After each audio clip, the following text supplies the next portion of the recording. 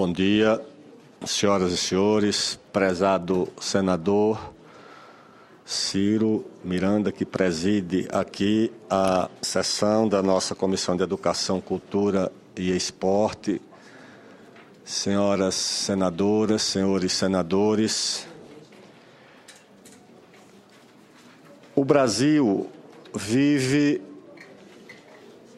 nos dias que correm, o 10º aniversário da criação do Ministério do Esporte. Tratado anteriormente como disciplina, ora ligada ao Ministério da Educação, depois como parte do Ministério do Turismo, o Ministério do Esporte passou a ganhar fisionomia, autonomia, com a criação do Ministério pelo presidente Lula em 2003. E creio que, quando o Brasil se avizinha dos 2 maiores eventos esportivos do planeta, a Copa do Mundo de 2014 e as Olimpíadas de 2016, o tema do esporte no país ganha destaque, relevância, não apenas na agenda institucional do Poder Executivo, do Poder Legislativo, mas também para a sociedade. Além das suas tarefas ordinárias, de conduzir os programas, as políticas públicas para o esporte, executar os avanços acumulados ao longo dos últimos anos, desde a aprovação da Lei Agnello Piva, passando pela Lei de Incentivo ao Esporte, a ampliação dos programas visando a universalização da prática da atividade física e do esporte. O Ministério acumula também o desafio de conduzir a preparação do país para esses 2 grandes eventos do esporte: a Copa do Mundo de 2014 e as Olimpíadas de 2016. A Copa do Mundo e as Olimpíadas não são apenas 2 grandes eventos do esporte. Copa do Mundo e Olimpíadas são também 2 grandes oportunidades com as quais o país se depara para melhorar as ações e o desempenho nas áreas onde o país tem ou procura alcançar a excelência, e também uma grande oportunidade para o país superar as suas deficiências e procurar melhorar o seu desempenho em áreas importantes para o seu desenvolvimento social, econômico e político. A Copa do Mundo, que é o evento mais próximo, trata de organizar o Campeonato Mundial de Seleções da FIFA no esporte mais popular e mais universal do planeta. Esta será a 20ª Copa do Mundo e a 2ª que se realiza no Brasil. O Brasil é o único país a participar de todas as edições da Copa. O país, senador Benedito de Lira, muito bom dia. O Brasil é o único país a conquistar 5 vezes o Campeonato Mundial de Futebol da FIFA. O Brasil é o país a ter o maior artilheiro, o maior goleador de Copas do Mundo, que é o jogador Ronaldo, fenômeno. E o Brasil também ofereceu ao mundo do futebol o mais destacado, o mais completo, dos seus astros, que é o nosso Pelé. O Brasil, portanto, acolhe a Copa do Mundo com a legitimidade do país que ajudou o futebol a se tornar esse esporte universal. Talvez o futebol estivesse destinado a ser um esporte como alguns dos esportes anglo-saxônicos, a ter popularidade em algumas nações, a ser conhecido e praticado em alguns países. Talvez a presença do Brasil tenha ajudado o futebol a se tornar um esporte universal, praticado, admirado, acompanhado em todos os continentes e em quase todas as nações. As Olimpíadas constituem a retomada de uma prática da antiga Grécia,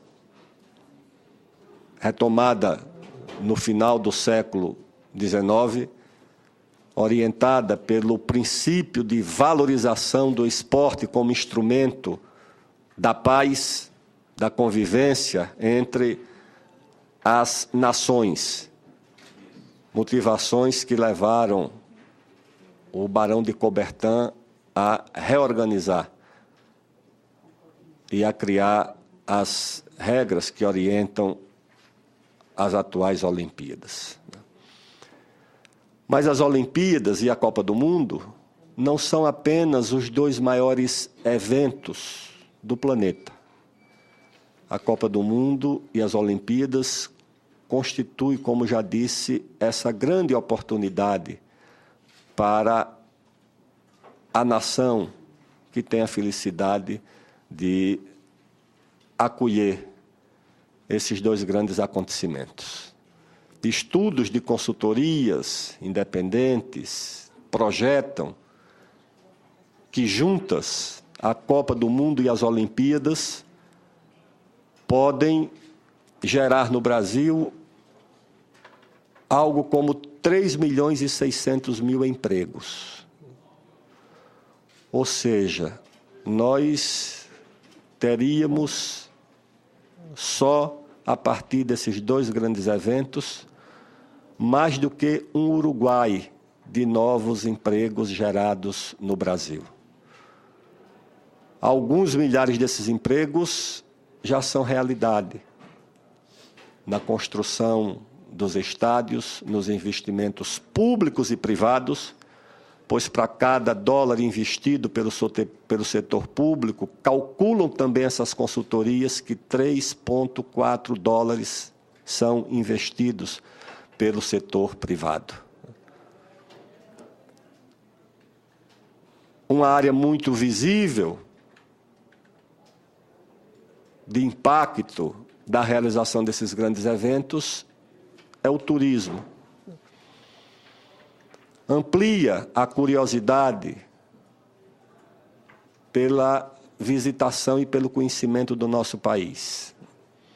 Recentemente, em pesquisa que fizemos pelo Ministério do Esporte, com jornalistas e editores de todo o mundo, também descobrimos ou redescobrimos que não são apenas as nossas grandes metrópoles que geram lá fora curiosidade.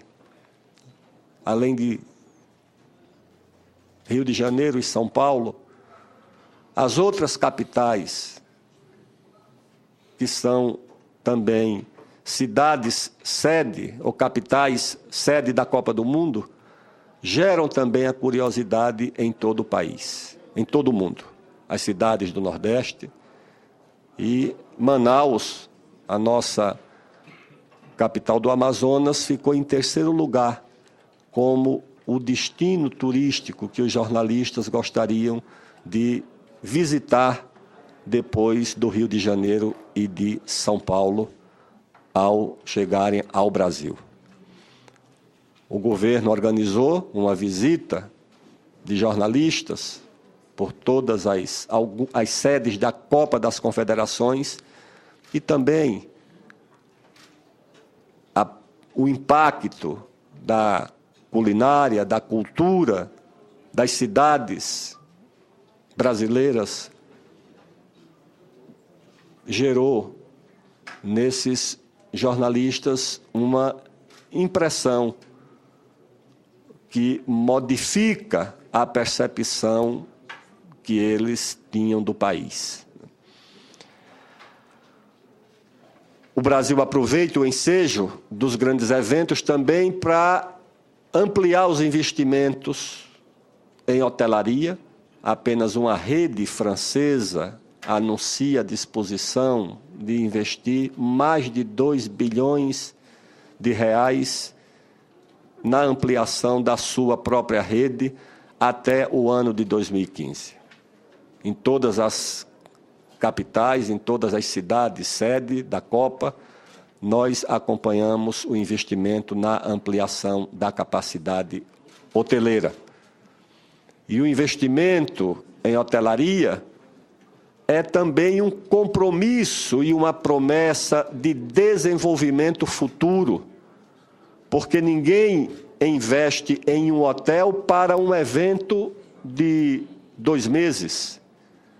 O investimento em hotelaria é uma aposta na sustentabilidade da economia e do desenvolvimento da cidade ou da região onde este investimento acontece.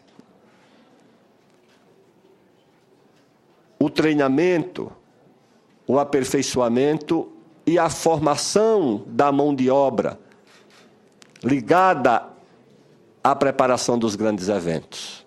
Uma ação conduzida pelo Ministério do Trabalho, pelo Ministério do Turismo, para preparar a mão de obra do Brasil em todos os setores ligados a esses eventos.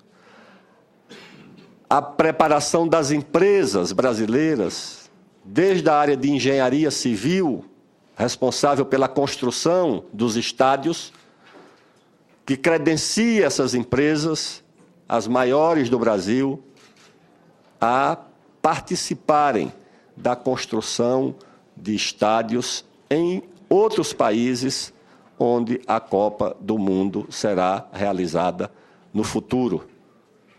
Os estádios que, segundo o depoimento da própria FIFA, estão sendo construídos com o que existe de mais avançado na engenharia mundial. Estádios que têm alcançado prêmios em sustentabilidade, em aproveitamento de energia alternativa, em reaproveitamento da água e dos resíduos, muitos deles poupando a energia da rede pública disponível e criando a sua própria energia e fornecendo o excedente para consumo da rede, seja ela pública ou privada. O arranjo de administração do fornecimento dessa energia alternativa, onde o estádio, no caso do Atlético do Paraná, o estádio receberá energia gratuitamente e o excedente colhido pelas placas de energia solar será aproveitado pela empresa que fez o acordo com os proprietários do estádio. E esse exemplo se generaliza pelo país inteiro. A criação de uma infraestrutura que apoiará a modernização do futebol brasileiro. É preciso, além da construção desses estádios, que não são apenas os destinados à Copa do Mundo, no Rio Grande do Sul, além do estádio do Internacional, que está destinado à Copa do Mundo, também foi já inaugurado o estádio do Grêmio, que não é para a Copa do Mundo, mas é um estádio também tão moderno quanto os que estão sendo construídos para a Copa. Em São Paulo, além do estádio do Corinthians, também o Palmeiras constrói o seu estádio, O São Paulo Futebol Clube moderniza, cobrindo o estádio do Morumbi, construindo ao lado do Morumbi um centro de convenções e um hotel, o que, com outras medidas que possam ser adotadas, como a modernização da gestão, a limitação de mandatos e de tempo nos mandatos dos dirigentes, essas medidas ajudarão a dar uma nova fisionomia ao futebol brasileiro. A Copa do Mundo é um evento basicamente privado. O governo não cuida da preparação nem do treinamento dos atletas. O dinheiro público, no caso dos estádios, aparece sob a forma de empréstimo, com todas as garantias que são exigidas de qualquer outro tomador do banco público, no caso do BNDES. Os investimentos são para as obras de mobilidade urbana, para os aeroportos, que são obras e investimentos que aconteceriam independentemente da Copa do Mundo, pois se destinam a ajudar a melhorar as condições de vida e de mobilidade de todo o país e, no caso, das capitais que acolhem a Copa do Mundo. Os estádios estão sendo construídos, 3 já foram entregues, o de Salvador, o de Fortaleza e o de Belo Horizonte. Os outros 3 serão entregues até esse mês para a Copa das Confederações, o de Recife, o de Brasília e o do Rio de Janeiro. E a nossa ideia é que os outros 6 estádios sejam concluídos até dezembro de 2013. As Olimpíadas são um evento que tem mais investimento público, tanto na construção da infraestrutura, quanto também na preparação dos atletas. É bom destacar que o Congresso Nacional contribuiu para essa preparação, a aprovar a Lei Agnello Piva, ao aprovar a Lei de Incentivo ao Esporte e ao ajudar também com a votação do orçamento as políticas públicas e de preparação dos nossos atletas. O que nós queremos destacar é que as Olimpíadas ajudam a criar no país uma mentalidade de valorização da prática do esporte e da prática da atividade física. O esporte como uma atividade que tem caráter educativo, serve ao lazer e ao entretenimento e também à preparação dos atletas de alto rendimento. O governo está construindo 5.000 quadras em escolas públicas do país, cobrindo 5.000 quadras já existentes e não cobertas, ampliando os programas de acesso à prática do esporte e da atividade física e preparando, naturalmente, a herança, o legado para o pós-Olimpíada, porque o importante é saber o que ficará para o país depois das Olimpíadas. Claro que Rio de Janeiro ficará com infraestrutura esportiva muito importante, que o Ministério da Educação pensa em herdar, implantando uma universidade multidisciplinar para o esporte. O governo, via o Ministério do Esporte, vai construir nos próximos anos, já a partir desse ano, 300 centros de iniciação ao esporte, distribuídos por todo o país.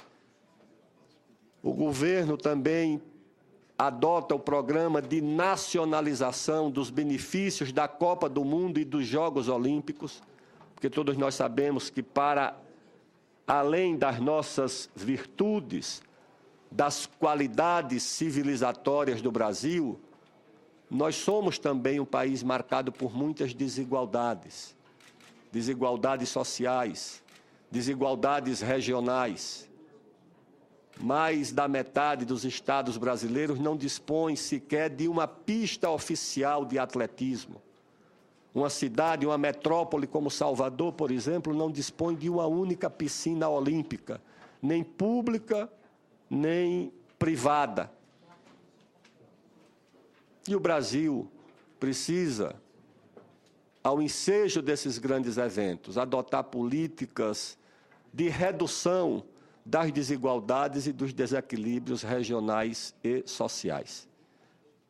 Portanto, é preciso que as políticas públicas protejam estados formadores de atletas de alto rendimento, como é o estado que eu represento, que é o estado de São Paulo, que dispõe de centros avançados de preparação de atletas de alto rendimento, tanto públicos como privados, mas também alcancem o estado da senadora Ângela Portela, querido estado de Roraima, e do senador Petecão também, estado do Acre, que alcancem esses estados, que a mão do poder público do Estado brasileiro ajude a construção dessa infraestrutura também no estado de Roraima. E eu tenho dito aqui aos secretários que trabalham comigo no Ministério, só haverá Olimpíada verdadeiramente nacional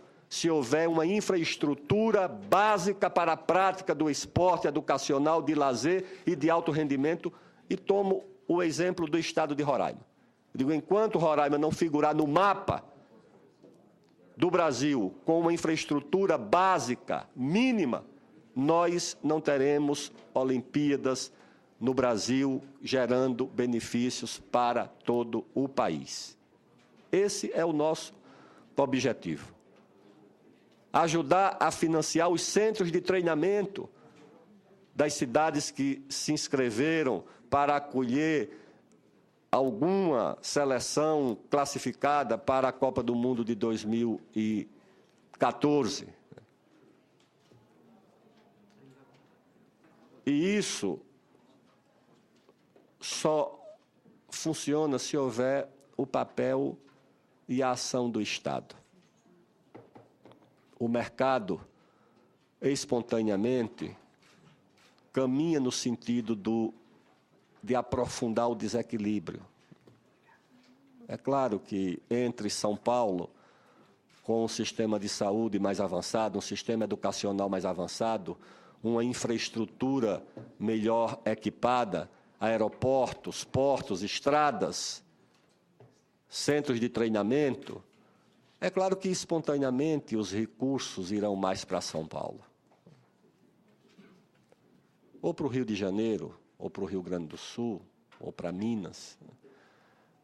Equilibrar no Brasil, tão marcado por desequilíbrios e desigualdades, isso exige a ação e a presença do Estado. E mesmo dentro dos estados mais ricos, há também o desequilíbrio entre a capital e o interior. Mesmo em São Paulo, eu fui essa semana, sábado, a cidade de Itu e a cidade de Botucatu, ali na rota da rodovia Castelo Branco.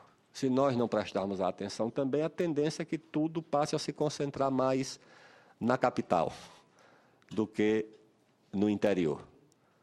Ou seja, o Brasil é mais litorâneo e mais urbano. O Brasil profundo, senador Zé Perrella, só é olhado por aqueles que têm a sua atenção voltada para a necessidade de um desenvolvimento mais harmônico, mais equilibrado do nosso país. E isso tudo são ações orientadas para que o Brasil tenha da Copa do Mundo e das Olimpíadas não apenas um momento sublime do esporte universal, não apenas um momento que desperta a fantasia de todo o mundo por aquilo que representa o esporte, de esperança, de confraternização. Que o Brasil também aproveite para dar um salto no seu desenvolvimento, melhorar a sua infraestrutura em telecomunicações, em segurança pública, em aeroportos, portos, em esporte, em turismo, melhorar os serviços que pode oferecer à própria população, porque nada disso será levado pelas seleções que visitarão o Brasil. 31 no caso da Copa do Mundo. E mais de 200 países que estarão presentes nas Olimpíadas. Em mais de 20 modalidades esportivas. Eu creio, portanto, senhoras senadoras, senhores senadores, que o Brasil tem condições, com muito trabalho, de cumprir o dever de casa, de fazer uma Copa e uma Olimpíada à altura da expectativa do mundo e do Brasil. E quero aqui manifestar a minha gratidão pelo apoio que esses dois grandes eventos têm recebido do Congresso Nacional. A aprovação da Lei Geral da Copa, destacadamente, foi um momento importante da preparação desses eventos. E o Congresso, o Senado Federal, não contribuiu apenas aprovando, discutindo, emendando, sugerindo, criticando, fiscalizando, como é a tradição e a atribuição do Poder Legislativo e, no caso, do Senado Federal. Eu quero aqui deixar registrado o meu agradecimento e registrado também o meu reconhecimento pelo papel que tem tido o Senado no acompanhamento e no apoio à realização desses dois grandes eventos, que não são eventos do governo, são eventos do país, são eventos do povo brasileiro. Então, eu quero deixar aqui destacado. E dizer, por fim, senador, presidente Ciro Miranda, que, como integrante também dessa casa, estou permanentemente e plenamente à disposição do Congresso, à disposição do Senado, para prestar esclarecimentos, submeter o meu trabalho e o trabalho do Ministério ao escrutínio, ao debate e à fiscalização do Poder Legislativo do meu país. Não acredito em democracia profunda, verdadeira e duradoura, sem a participação e sem o papel de protagonista do Poder Legislativo e dos representantes do povo brasileiro. Então, à disposição das senhoras e dos senhores, mais uma vez, muito obrigado e bom dia.